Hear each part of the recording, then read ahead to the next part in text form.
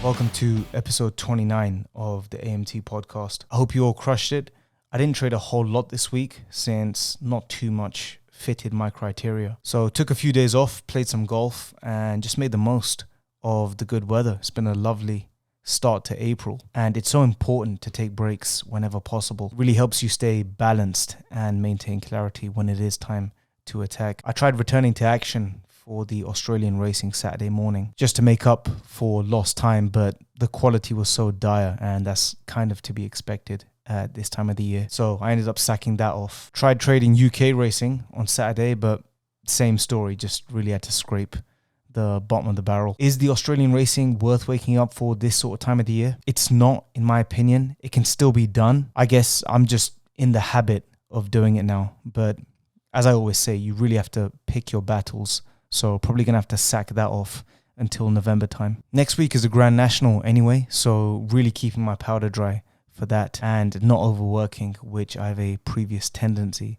to do. So yeah, next week should shape up a whole lot better. I did, however, close out Sunday in style, and we started with 4 out of 5 winning trades on the UFC. Now, as you can see, I didn't win much on the exchange, and that's because, if you can remember last week, I mentioned I have a loss limit in place which didn't get lifted till later that afternoon. So I had to do most of my betting with the bookies. So ended up making a couple £100 off the UFC. But thankfully my loss limit, the cap came off just in time for the Masters that evening. And what a win that was for Jon Rahm. Made even more special by the fact that I traded it live in front of students. So we were on the Jon Rahm price at around 6-1. Then we cashed out at around evens when he was trailing by 3. Then we shifted our money onto Koepka, but he just seemed to run cold with the putter on the final round. So we had to cut that trade for a loss and then put our money back on Jon Rahm. Like I said, my loss limit was lifted, so we really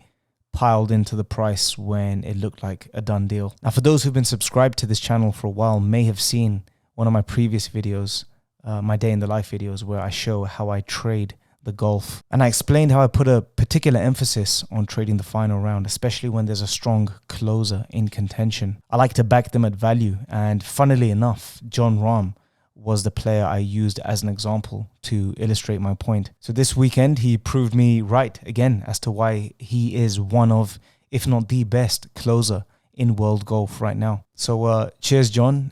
Here's to many more, and hopefully you make me a lot more money in future tournaments. As for the favorite in the tournament, the heavy favorite, need I say, Rory McIlroy, another lackluster performance where not only did he fail to get in contention, he didn't even make the cut. And his performance really sets the tone for what I want to speak about in today's episode, which is mental blocks, how they can be overcome, and just to compare and contrast Rory McIlroy's performance this week with Israel Adesanya in the UFC, who's facing similar demons of his own when he faced his lifelong arch nemesis in Alex Pereira for the 4th time. Now, everybody in the world that's spent any amount of significant time trying to own a skill, whether it's playing sport, trading, business, building muscle, has or is going to face a plateau at some point. You're going to hit a wall. There's no such thing as linear progress. It just doesn't happen. There always comes a time when your progress stalls.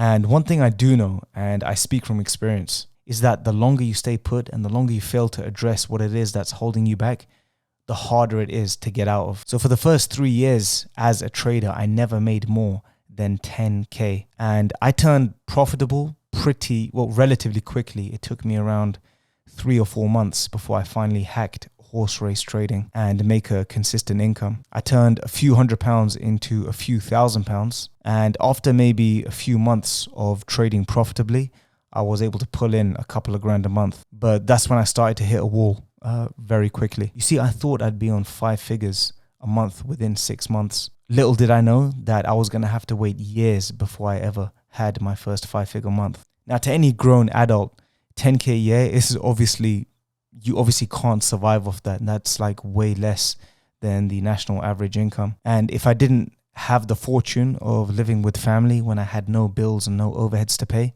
I'd either have had to pack it up or step it up a lot sooner. Now, the problem for me was that I developed some really bad habits. I knew I was capable of making a lot more money. And that's when I really got into the nitty-gritty of just tracking absolutely everything so I could troubleshoot where I was going wrong. And that's when my results really started to take off. And I think I tripled my income in the 4th year. So it sounds simple, right? Up until now, just do the right thing and get the right results. Well, that wasn't my biggest challenge. The biggest challenges you face as a trader start when you turn profitable. So my biggest mental block when it came to trading was to make 5 figures a month. And no matter how many things I did right, no matter how many times I came within touching distance of doing it, I nearly always blew up. I'd get nervous, I'd start thinking ahead, I'd start staking bigger, and I'd start veering away from my trading plan just so I could get there sooner. And I'd nearly always end up falling short. It was almost as if I couldn't handle making money outside my comfort zone, so I would just self-sabotage myself. It's almost as if I felt like I didn't belong in that 5-figure category. I didn't deserve it. And it wasn't until March 2022, last year, where I found myself in a very similar situation that I'd been in many times before. But this time I said to myself, I'm going to have a completely different mentality. So I think I was already 9K up with like 1 week left of the month, and there was just absolutely nothing that fit my criteria. And instead of trying to force positions through, this time I said to myself, you know what, no matter what happens between now and the end of the month, it doesn't matter. It's been a great month. I've traded well. And if my hot run is over, it's over. So I sat back. I was content with £9,000, as I should have been. But lo and behold, in the final couple days of the month, a golden opportunity fell on my lap. It was a real big value bet, and I ended up making over £1,000 on that trade. And I ended up closing the month, I think around 10.5K up to have my first 5-figure month. I'd finally hit that holy grail. And all I did was just stop caring. I just stopped putting pressure on myself. I stopped thinking about the monetary amount and turned my focus to just trading well, and just learn to appreciate that I'd traded so well that whole month. Before, in the previous times I found myself in a similar position, all I would think about is just money, money, money, money. And I'd even had so many disappointing months despite making money, but I'd never appreciate it or enjoy it because I always used money as a yardstick for my performance. Now, of course, money is important, but money is more of a reflection of how big your trades are as opposed to how good your strike rate is. For example, if you have a £1 million bankroll and you're making 25K a month profit, are you a better trader than the guy who's got a 10K bankroll and is making £2,000 a month profit? And that's when I stopped comparing myself to others, because with my level of staking, I now have far more conservative projections when it comes to my P&L, and it just takes all the pressure away. I've lost count how many big multi 4-figure trades I've had where I've just blown it and I've ended up closing those positions for scratch or even a loss just because I got greedy. And it nearly always happened to me during losing months because I felt like I had to make up for past losses. So instead of assessing the situation that was in front of me, I let this almost like scarcity mindset just feed into my psyche, where I felt like I had to just milk this trade for all it's worth or overstake just to make up for last week or last month because I might not get this opportunity again for such a long time. I'd put so much pressure on myself, and sometimes I'd get away with it, but most of the time I would just blow up because I refused to cash out when the situation moved against me. I've now learned to change my focus from a monetary target to just trading well. And the profits are starting to reflect that. I now focus on keeping my chips as well as making them. I now know that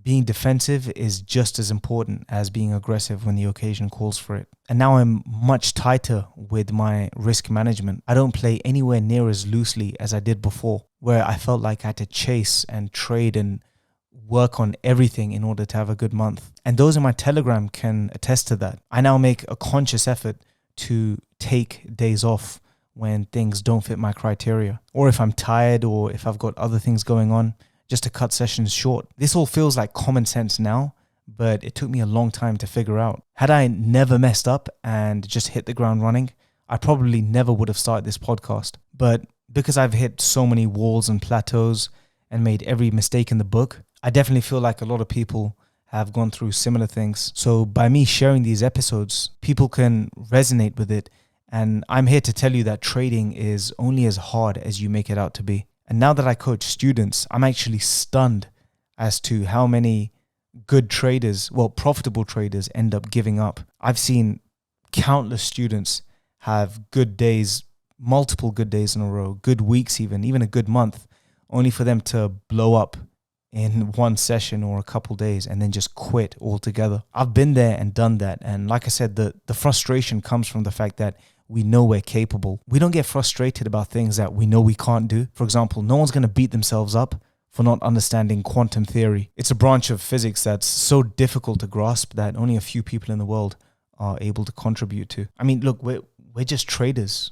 Buy low and sell high. Most of us are capable of doing it. But when you pick up bad habits and you let them go unchecked, you start to develop false beliefs about yourself that become really hard to undo. Now, this weekend, we saw this in real time with two polar opposite events at the UFC and the golf at the Masters. Now, given what I've explained and what I think about mental blocks, I can't help but feel that Rory McIlroy has so much mental baggage when it comes to this tournament. He's arguably the most talented player to play golf since Tiger Woods. Athletic, balanced, and arguably the most technically sound swing in the world. This is a guy who's won the hardest tournament in the world, the US Open, the PGA Championship, the British Open, the Players Championship, the DP World Tour Final, the Tour Championship. Every important tournament in professional golf, he has won. The final jewel in the crown that still eludes him is the Masters. Only 5 players in the history of golf have completed the Grand Slam. The Grand Slam being all 4 majors. Rory has won 3 and he's 1 away from putting himself in that elite circle. And despite achieving everything so far in his 16-year campaign as a professional, the Masters is the one that still eludes him. Now, in my opinion, the mental scar tissue that he has stems from 2011, where he was leading the tournament going to the final round before shooting the worst score in final round history by a leader to throw it away. Since that week, he's never led the tournament. He's come top 10 on 7 occasions, including a runner-up last year where he was never in contention. And like I said, when it comes to frustration, you only get frustrated about things that you're capable about. And you can see the frustration on him because he knows he's capable of winning this tournament. And this weekend, he didn't even make the cut. He just stormed off. He didn't give the press any interviews, and he's even withdrawn from this week's tournament. From what I know and understand about expectation and pressure, it's the biggest hindrance, it's the biggest detriment when it comes to your performance. If he learned to enjoy his golf during the tournament and just play freely, he'd probably win comfortably. Remember, he absolutely tore this course apart in 2011 for 3 rounds before he had that meltdown in the final round. But the fact that he carries that mental scar tissue from 2011, and there's so much chatter from fans and critics alike about the Grand Slam, it's going to be a really hard expectation to shake off, especially when you walk into nearly every tournament as the bookie favorite. And it's not just the Masters where Rory has folded under the weight of expectation. The exact same thing happened to him in 2019 at the British Open, where again he was the heavy favorite. So the Open historically rotates between around 10 courses, but in 2019, they made a one-off exception to change the usual circuit, and they hosted it at the Royal Portrush, which is a course that just so happens to be one of Rory's home clubs where he has the course record as a teenager.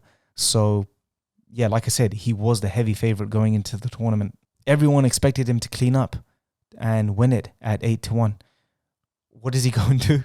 He double bogeys the very first hole, shoots an 80 on the opening round, and misses the cut at his home course. Now, Rory isn't the first, and he certainly won't be the last when it comes to hitting a wall and hitting a plateau. Phil Mickelson has suffered a similar fate during his career at the US Open, a tournament that he's come runner-up in, wait for it, 6 times. Just like Rory, he's come 1 short of completing the Grand Slam. He's won the Masters, the British Open, and the PGA Championship. It's the US Open that's always eluded him, and it couldn't have come any better. It couldn't have come any more on his lap in the 2006 US Open, when all he needed to do was make a bogey on the final hole, and he ended up double bogeying it.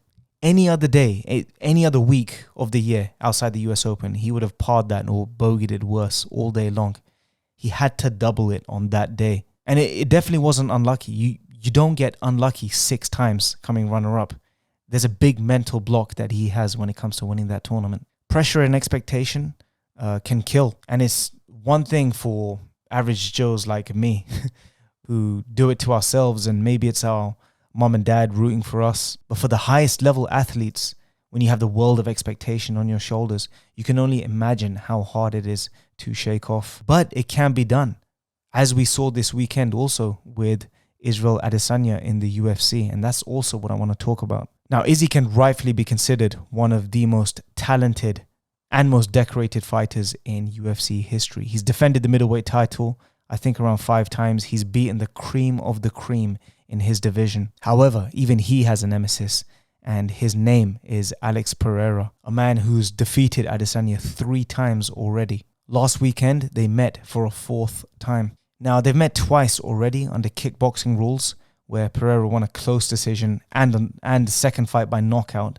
But he's recently made the transition to mixed martial arts also. He signed with the UFC a couple of years ago. He's only had like 3 fights, and he kind of got leapfrogged into a title shot against Adesanya to set up the 4th fight. Izzy was dominating the fight using his superior movement to establish range, using feints. He was hitting him at will, and he rocked him big right at the end of the first round. Could have knocked him out before Alex Pereira was saved by the bell. Now, all Izzy had to do was see out the final round to win. He was well ahead on the scorecards, and he ends up getting caught with a left hook followed by a flurry, which he didn't respond to, and the referee intervenes and stops the fight. Now, there's been a lot of controversy with regards to the stoppage. A lot of people argued that it was early. Adesanya was still on his feet, and many argue that him being the champion, he deserves the chance to go out on his sword. But you could see the pain and the disappointment in his eyes when the ref intervened and the result was announced. All he had to do was see out that final bell. However, I could not believe the grace and composure in which he accepted that defeat. He literally shrugged his shoulders and he said, you know what? The ref saw what he saw and he made a call. He respected it and he moved on. There was no crying, or there was no excuses or insults. He went to the post-fight press conference. He fulfilled all his press duty obligations, and he even went to the after party. And I thought, you know what? If a guy can be that composed in defeat after so many bad breaks across 3 fights with your arch nemesis, because by the way, Adesanya dropped Pereira in the second fight when Pereira got a suspiciously long 8 count. And the first fight was a controversial decision. And in the third fight, like I said, Adesanya nearly knocked him out in the first round.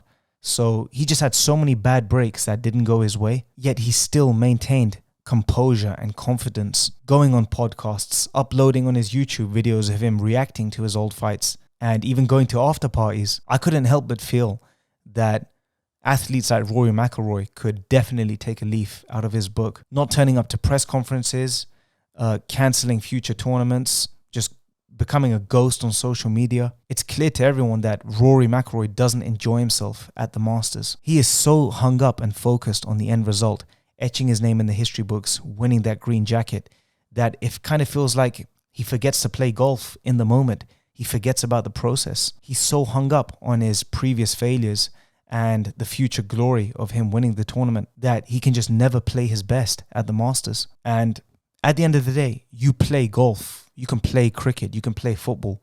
You can't play boxing. You can't play mixed martial arts. If you have an off night, you get hit in the face, you damage your health. And just to witness the grace and poise in which Adesanya handled himself after 3 losses to one man, it all paid off big time this weekend in the 4th meeting when he knocked out Alex Pereira stone cold. Things had come full circle. And in the post-fight press conference this weekend, he said something really interesting. He said, I'm the type of guy to fight someone 100 times. I'll come knocking on his door. I'll come find him as an old man. I don't care. I'll just keep fighting him.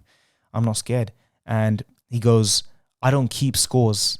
I settle them. And I thought, you know what? That's so profound. You can take so much away from that kind of mindset, because no matter how many times he'd been beaten, you couldn't break his spirit. His spirit wasn't broken. His confidence, his swagger wasn't broken. The only thing that mattered to him was now. What's going to happen this time round? And I feel like we could all take away something from that. No matter how many times we mess up or get it wrong, we can always break that cycle and start fresh. But it can only happen when you stop dwelling on the past and living within the confines of your past limiting beliefs. No breakthroughs would ever happen if people's expectations were based on what's already happened. Inventions and new achievements only happen when people believe anything is possible. Now, thankfully for guys like me and you, nobody's watching us. There's no weight of the world on our shoulders. Like I said, maybe our parents and our spouses are rooting for us. But whether it's trading or whatever endeavor that you're doing, we have to keep our attention firmly on the process and not the end result or past results. And when those breakthroughs do happen, we don't fumble it. We get comfortable being in this new territory and we enjoy it. You have to feel like you belong there. You see, I play a lot of golf and I hover between around 3 or 4 handicap. But in practice rounds, I've shot level par, even under par. I've done it on several occasions.